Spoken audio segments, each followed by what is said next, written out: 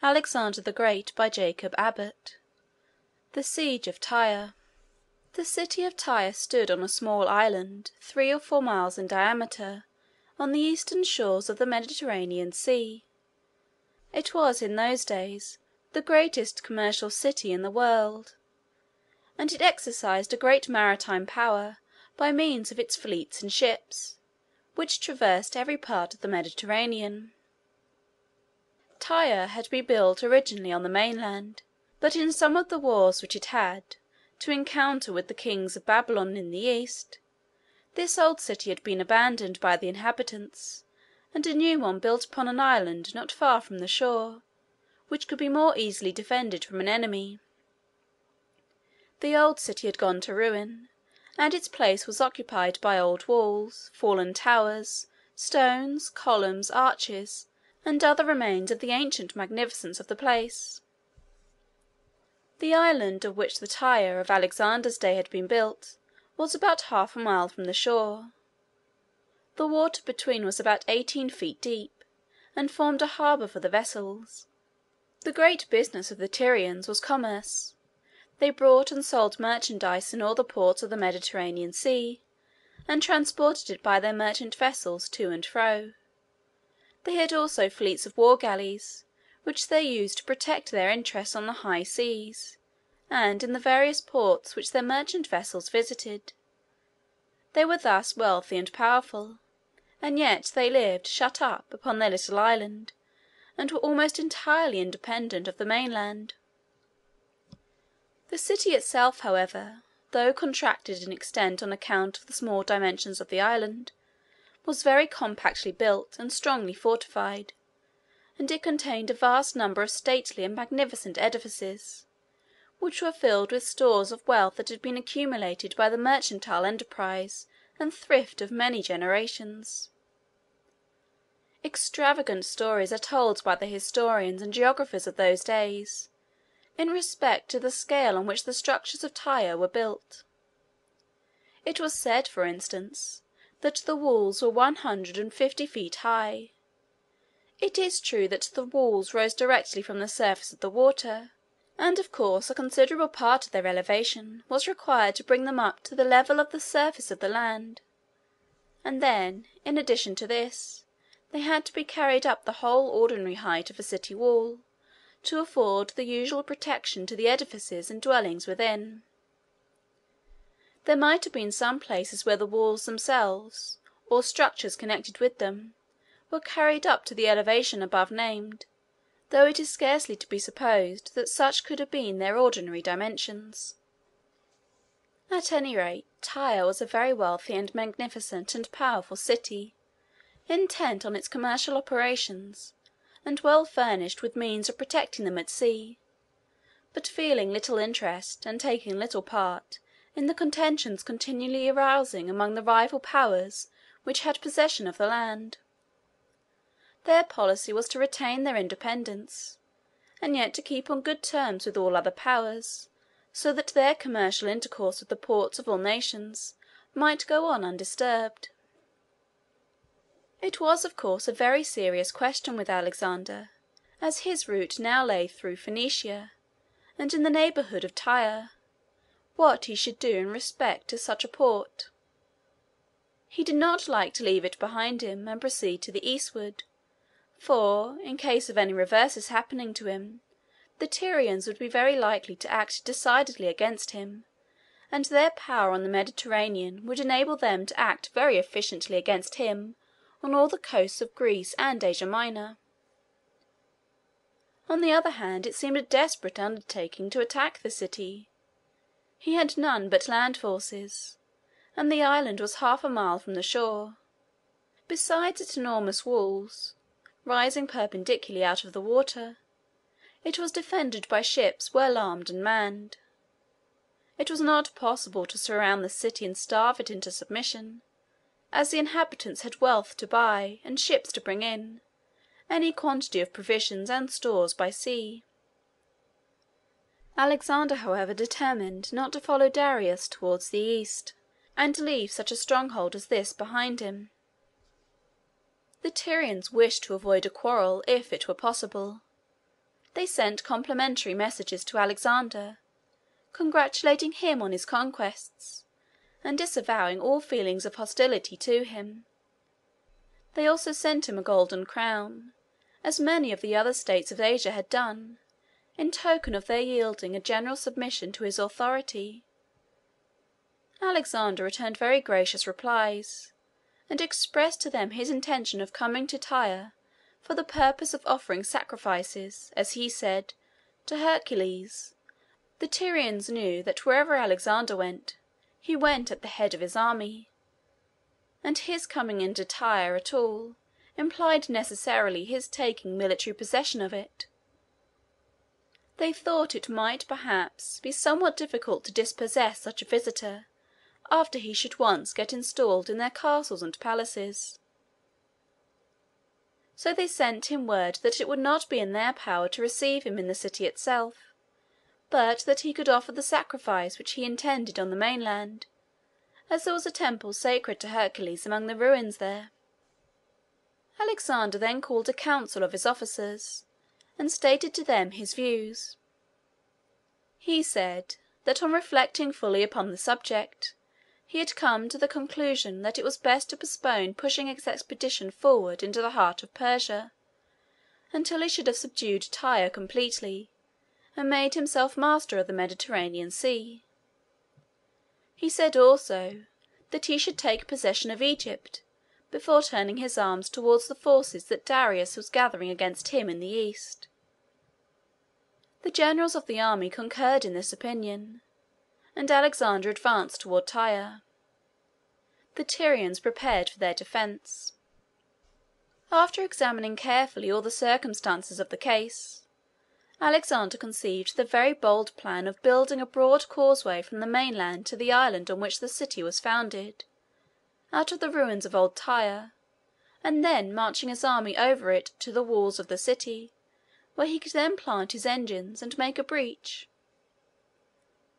This would seem to be a very desperate undertaking. It is true the stones remaining on the site of the old city afforded sufficient materials for the construction of the pier, but then the work must go on against a tremendous opposition, both from the walls of the city itself and from the Tyrian ships in the harbour. It would seem to be almost impossible to protect the men from these attacks, so as to allow the operations to proceed at all, and the difficulty and danger must increase very rapidly as the work should approach the walls of the city. But, notwithstanding these objections, Alexander determined to proceed. Tyre must be taken, and this was obviously the only possible mode of taking it. The soldiers advanced to undertake the work with great readiness. Their strong personal attachment to Alexander, their confidence that whatever he should plan and attempt would succeed, the novelty and boldness of this design, of reaching an island by building an isthmus to it from the mainland, these and other similar considerations excited the ardour and enthusiasm of the troops to the highest degree.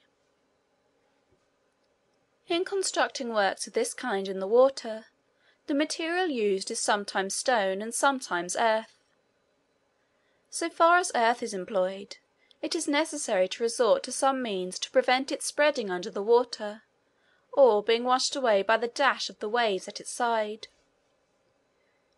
This is usually effected by driving what are called piles, which are long beams of wood pointed at the end, and driven into the earth by means of powerful engines.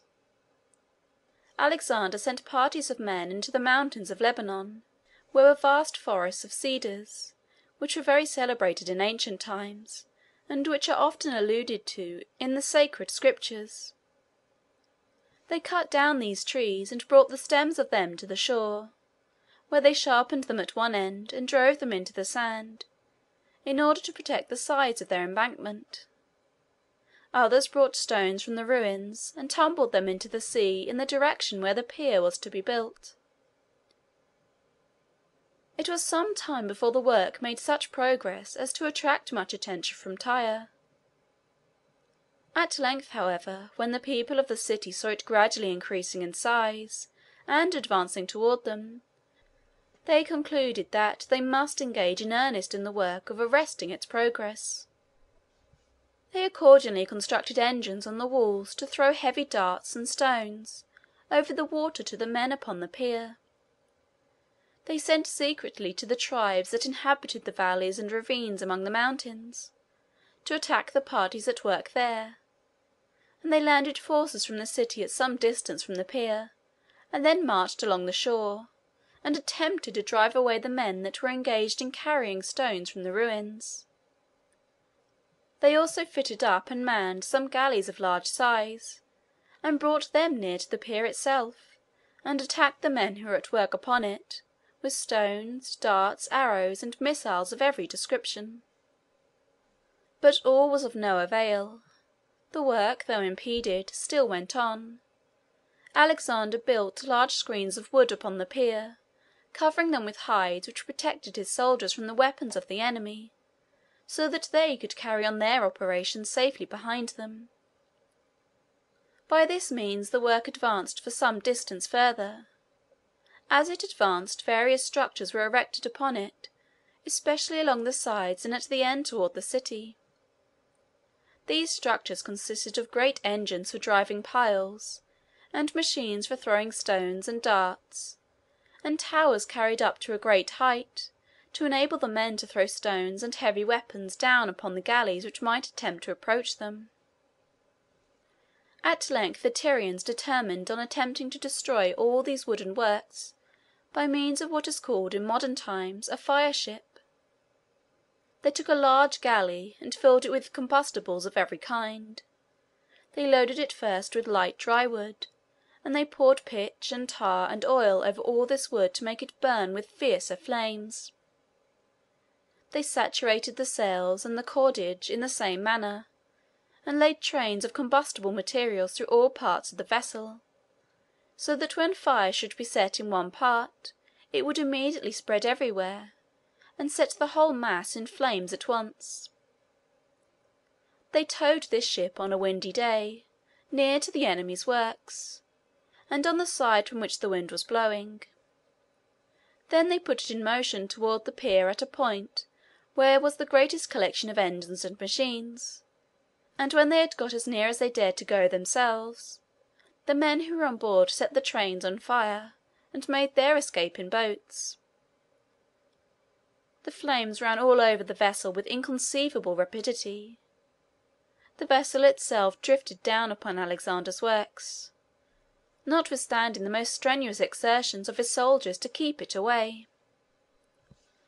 The flames and engines, and the enormous and complicated machines which had been erected, took fire, and the whole mass was soon enveloped in a general conflagration. The men made desperate attempts to defend their work, but all in vain. Some were killed by arrows and darts, some were burned to death, and others in the confusion fell into the sea. Finally the army was obliged to draw back, and to abandon all that was combustible in the vast construction they had reared, to the devouring flames. Not long after this, the sea itself came to the aid of the Tyrians. There was a storm, and, as a consequence of it, a heavy swell rolled in from the offing, which soon undermined and washed away a large part of the pier.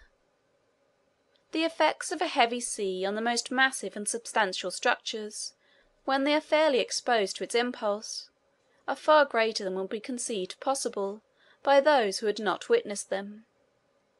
The most ponderous stones are removed, the strongest fastenings are torn asunder, and embankments the most compact and solid are undermined and washed away. The storm in this case destroyed in a few hours the work of many months, while the army of Alexander looked on from the shore, witnessing its ravages in dismay. When the storm was over, and the first shock of chagrin and disappointment had passed from the minds of the men, Alexander prepared to resume the work with fresh vigour and energy. The men commenced repairing the pier and widening it, so as to increase its strength and capacity. They dragged whole trees to the edges of it, and sunk them, branches and all, to the bottom, to form a sort of platform there to prevent the stones from sinking into the slime. They built new towers and engines, covering them with green hides to make them fireproof, and thus they were soon advancing again, and gradually drawing nearer to the city, and in a more threatening and formidable manner than ever. Alexander, finding that his efforts were impeded very much by the ships of the Tyrians, determined on collecting and equipping a fleet of his own. This he did at Sidon, which was a small town a short distance north of Tyre. He embarked on board this fleet himself, and came down with it into the Tyrian seas. With this fleet he had various success. He chained many of the ships together, 2 and 2, at a little distance apart, covering the enclosed space with a platform on which the soldiers could stand to fight. The men also erected engines on these platforms to attack the city. These engines were of various kinds. There was what they called the battering ram, which was a long and very heavy beam of wood, headed with iron or brass. This beam was suspended by a chain in the middle, so that it could be swung back and forth by the soldiers, its head striking against the wall each time, by which means the wall would sometimes be soon battered down. They had also machines for throwing great stones, or beams of wood, by means of the elastic force of strong bars of wood, or of steel, or that of twisted rope. The part of the machine upon which the stone was placed would be drawn back by the united strength of many of the soldiers, and then, as it recovered itself when released, the stone would be thrown off into the air with prodigious velocity and force. Alexander's double galleys answered very well as long as the water was smooth, but sometimes when they were caught out in a swell, the rolling of the waves would rack and twist them so as to tear the platforms asunder and sink the men into the sea. The difficulties, unexpected and formidable, were continually arising. Alexander, however, persevered through them all. The Tyrians, finding themselves pressed more and more, and seeing that the dangers impeding them became more and more formidable every day, at length concluded to send a great number of the women and children away to Carthage, which was a great commercial city in Africa. They were determined not to submit to Alexander, but to carry their resistance to the very last extremity. And as the closing scenes of a siege, especially if the place is at last taken by storm, are beyond description, they wished to save their wives and daughters and hapless babes from having to witness them. In the meantime, as the siege advanced, the parties became more and more incensed against each other. They treated the captives which they took on either side with greater and greater cruelty, each thinking that they were only retaliating worse injuries from the other. The Macedonians approached nearer and nearer. The resources of the unhappy city were gradually cut off and its strength worn away. The enemies approached nearer and nearer to the walls, until the battering rams bore directly upon them, and breaches began to be made. At length one great breach on the southern side was found to be practicable, as they call it. Alexander began to prepare for the final assault, and the Tyrians saw before them the horrible prospect of being taken by storm. Still they would not submit. Submission would now have done but little good, though it might have saved some from the final horrors of the scene.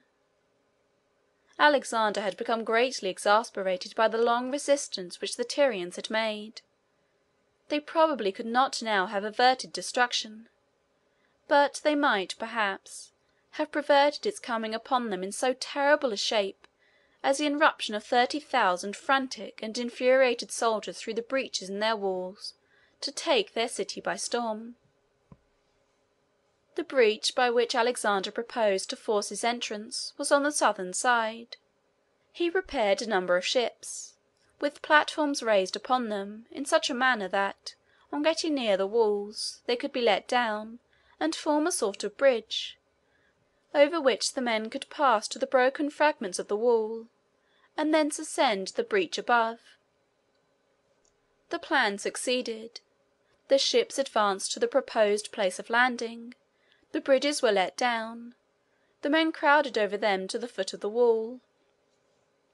They clambered up through the breach to the battlements above, although the Tyrians thronged the passage and made the most desperate resistance. Hundreds were killed by darts and arrows and falling stones, and their bodies tumbled into the sea. The others, paying no attention to their falling comrades, and drowning the horrid screams of the crushed and the dying with their own frantic shouts of rage and fury, pressed on up the broken wall, till they reached the battlements above. The vast throng then rolled along upon the top of the wall, till they came to the stairways and slopes by which they could descend into the city, and pouring down through all these avenues, they spread over the streets and satiated the hatred and rage which had been gathering strength for 7 long months, in bursting into houses, and killing and destroying all that came in their way. Thus the city was stormed. After the soldiers were weary with the work of slaughtering the wretched inhabitants of the city, they found that many still remained alive, and Alexander tarnished the character for generosity and forbearance for which he had thus far been distinguished, by the cruelty with which he treated them. Some were executed, some thrown into the sea, and it is even said that 2,000 were crucified along the sea shore. This may mean that their bodies were placed upon crosses after life had been destroyed by some more humane method than crucifixion. At any rate, we find frequent indications from this time that prosperity and power were beginning to exert their usual and unfavourable influence upon Alexander's character. He became haughty, imperious, and cruel. He lost the modesty and gentleness which seemed to characterize him in the earlier part of his life, and began to assume the moral character, as well as perform the exploits, of a military hero. A good illustration of this is afforded by the answer that he sent to Darius about the time of the storming of Tyre, in reply to a second communication which he had received from him proposing terms of peace. Darius offered him a very large sum of money for the ransom of his mother, wife, and child, and agreed to give up to him all the country he had conquered, including the whole territory west of the Euphrates. He also offered him his daughter Statira in marriage. He recommended to him to accept these terms, and be content with the possessions he had already acquired; that he could not expect to succeed, if he should try, in crossing the mighty rivers of the East, which were in the way of his march toward the Persian dominions. Alexander replied that if he wished to marry his daughter, he could do it without his consent. As to the ransom, he was not in want of money. In respect to Darius's offering to give him up all the west of the Euphrates, it was absurd for a man to speak of giving what was no longer his own; that he had crossed too many seas in his military expeditions, since he left Macedon, to feel any concern about the rivers that he might find in his way, and that he should continue to pursue Darius wherever he might retreat in search of safety and protection, and he had no fear but that he should find and conquer him at last. It was a harsh and cruel message to send to the unhappy monarch whom he had already so greatly injured. Parmenio advised him to accept Darius's offer. "I would," said he, "if I were Alexander." "Yes," said Alexander, "and so would I, if I were Parmenio." What a reply from a youth of 22 to a venerable general of 60, who had been so tried and faithful a friend, and so efficient a coadjutor, both to his father and to himself, for so many years! The siege and storming of Tyre has always been considered one of the greatest of Alexander's exploits. The boldness, the perseverance, the indomitable energy which he himself and all his army manifested during the 7 months of their Herculean toil attracted the admiration of the world. and yet we find our feelings of sympathy for his character and interest in his fate somewhat alienated by the indications of pride, imperiousness, and cruelty which began to appear. While he rises in our estimation as a military hero, he begins to sink somewhat as a man. And yet the change was not sudden. He bore during the siege his part in the privations and difficulty which the soldiers had to endure, and the dangers to which they had to be exposed he was always willing to share. One night he was out with a party upon the mountains. Among his few immediate attendants was Lysimachus, one of his former teachers, who always loved to accompany him at such times. Lysimachus was advanced in life and somewhat infirm, and consequently could not keep up with the rest in the march. Alexander remained with Lysimachus, and ordered the rest to go on. The road at length became so rugged that they had to dismount from their horses and walk. Finally they lost their way, and found themselves obliged to stop for the night. They had no fire. They saw, however, at a distance, some campfire blazing which belonged to the barbarian tribes against whom the expedition was directed. Alexander went to the nearest one. There were 2 men lying by it, who had been stationed to take care of it. He advanced stealthily to them, and killed them both, probably while they were asleep. He then took a brand from their fire, carried it back to his own encampment, where he made a blazing fire for himself and Lysimachus, and they passed the night in comfort and safety. Each reader must judge for himself. One thing is certain, however, that there are many military heroes of whom such stories would not be even fabricated,